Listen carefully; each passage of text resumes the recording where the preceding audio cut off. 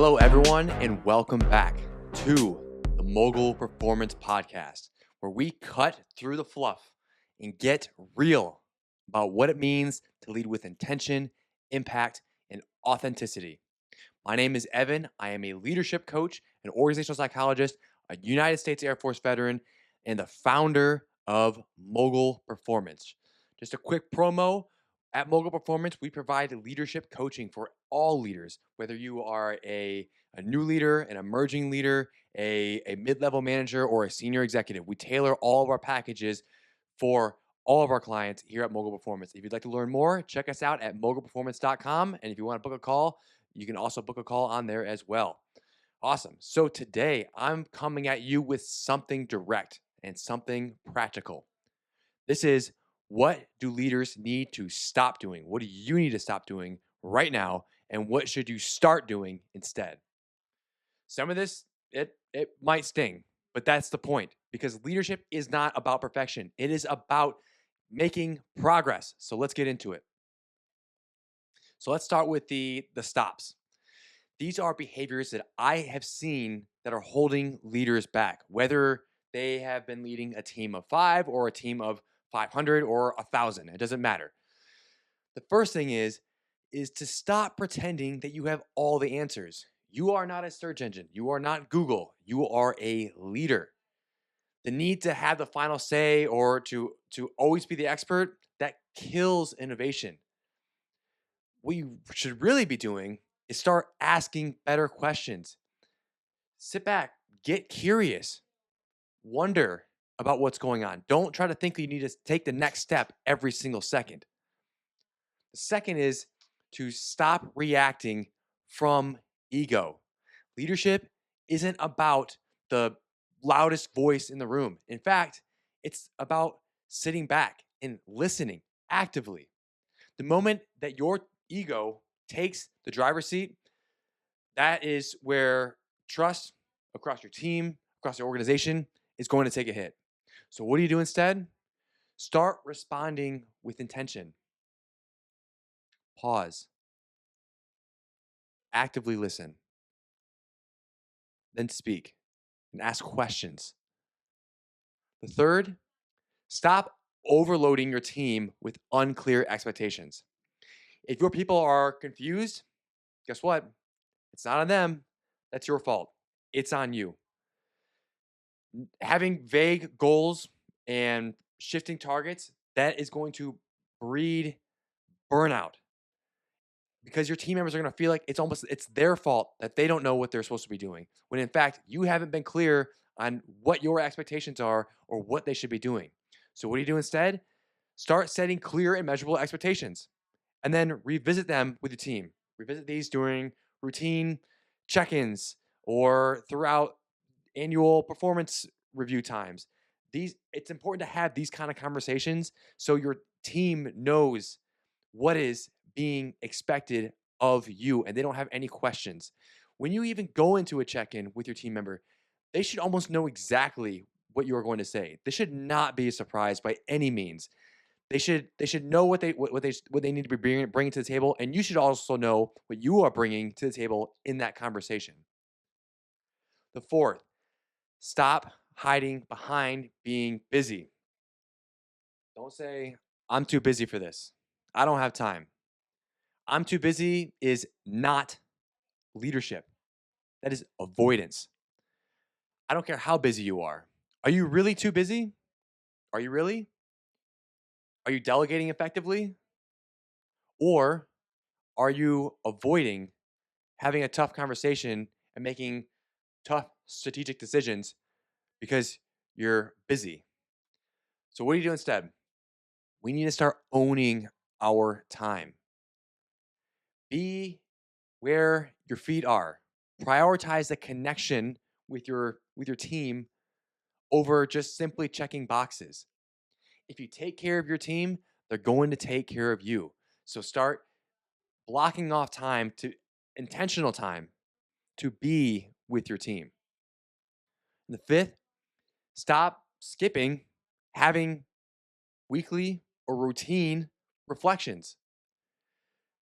You're constantly in a loop of doing things, But if you're in the weeds and you're out there with a machete just trying to attack everything, are you really growing? Or are you just trying to survive? Great leaders, what they do is they reflect. They block off time.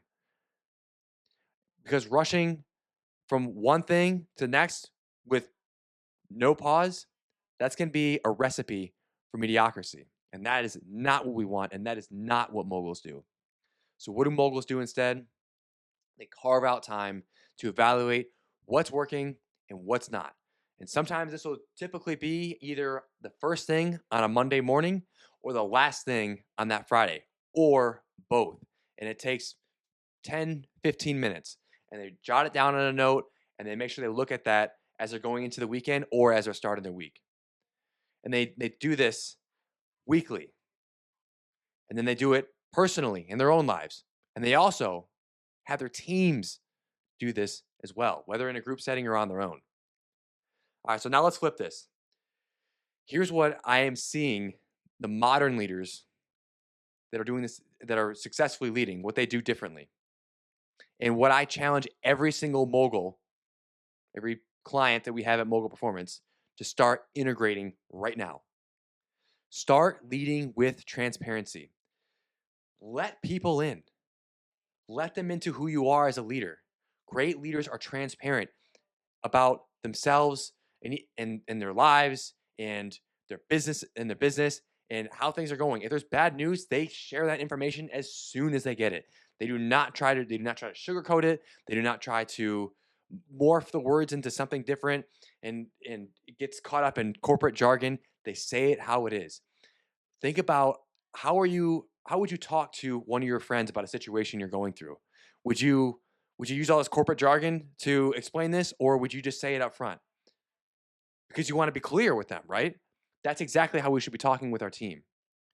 When your team understands why, they understand the why, they show up differently because there's a purpose, there's a reason behind what they're doing. Transparency builds the alignment, and most importantly, it builds trust. And you need that trust when these tough seasons, when they come, because they need someone to rely on and they need someone that they can go to who they know this person's going to tell me the truth. The second, start embracing uncomfortable conversations. Accountability, feedback, and setting boundaries. None of this is easy, but all of it is necessary. And here's the thing. Having these conversations, it doesn't, if you're a new leader or an emerging leader, having these conversations, it doesn't come easy. These first conversations, they're going to be hard. They're going to be tough. There's going to be emotions involved. You're going to feel your blood pressure rising. Your faces might get a little bit flush. That's normal. That's okay. That is the natural's body response. But over time, having these tough conversations, they become easier and easier with every single rep. These things can be done with reps. So are you avoiding a tough conversation right now? Why? Maybe because you're going to feel uncomfortable. To be quite honest, the best thing you need to do is you need to go forward. You need to have that conversation right now, and then find the next one and have that conversation and do it over and over and over again, and you will be more comfortable with these tough conversations. Because having discomfort, when you have that feeling, your chest gets tight, your face gets a little flush, your mind gets a little foggy, that's a signal of growth. That's a signal of something you should be charging towards. And the third, start modeling behaviors you want repeated. If you want ownership, show ownership. If you want courage, show vulnerability. Leadership is never the do as I say, it is how I show up. So if you want these certain behaviors and you want your team to represent them, you need to lead by example. And if you aren't aware of what these actually are, we use an assessment called the FIRO-B at Mogul Performance to help leaders gain that insight of how they are showing up by example and how they want that to be received themselves. And then we compare and contrast what it looks like, how they want to receive things versus how others interpret that. The fourth is to start building capacity, not dependence. Your goal isn't to have your team to need you all the time. We do not want our team members to be coming to us for every single question. We want to empower them. Now, the first thing you should ask yourself is, why is my team coming to me all the time? If they're seasoned and they've been around for a while and they know how to do their job, they're coming to you. Maybe that's a self-reflection you should be looking on yourself. Maybe that's an indication that you are being too involved into what the team is doing, and they want that stamp of approval for you on quite literally everything. So we need to pull back from that. We need to empower our team. We need to trust our team. Naturally, people they don't want to fail. No one really on your team wants to fail. They don't want you to fail. They don't want your business to fail. They don't want the organization to fail. Trust that. Give them a responsibility and see how they show up. Now, again, be cognizant of if this is a newer team member who's asking you questions, which is quite all right because they're new, versus someone who's been seasoned, who's been around for a little while. It's up to them to grow. That's something that they hold, so that they can lead, think, and move without you micromanaging every single step that they're doing. And then the fifth one, start investing in your own development. We need to have time for that. We need to have time to build ourselves. You can continue to work in your business, in your corporation, but are you working on it? Are you working on it by developing yourself, developing your leadership skills, maybe picking up a book, listening to a podcast, going to a webinar, finding a coach, those kind of things. You can't lead others past where you stopped growing. So you need to continue to grow. Whatever it is, stop coasting on your last promotion and start thinking about what the next step is going to be, whether that is a promotion or not. So here's your check-in for today. Ask yourself this, what is one thing I'm doing right now that is holding my team back? And then what is one new behavior I can commit to in the next 30 days? Take these, write them down, grab that paper right now that is on your desk, in your car, unless you're driving, and write these down. Put them up on your wall and stare at them for the next month and create a sense of accountability. Share these with someone you trust. These are goals you may set for yourself. Share them with your spouse. Share them with your boss. Share them with your team. Be transparent. And then track your growth weekly. Growth isn't about doing everything. It is about doing something with intention. All right, so that's going to wrap up today's episode. I know it was quick. So if this hit home, share it with another leader, a friend, text it, put it in Teams, Zoom, Slack, whatever. Send it to everybody.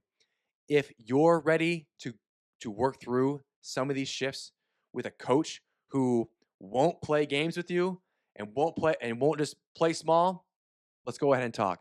You can schedule a discovery call at mogulperformance.com. And then remember, leadership is less about status. It is more about stewardship. Until next time, stay focused, stay humble, lead like a mogul, and don't forget, be a mogul.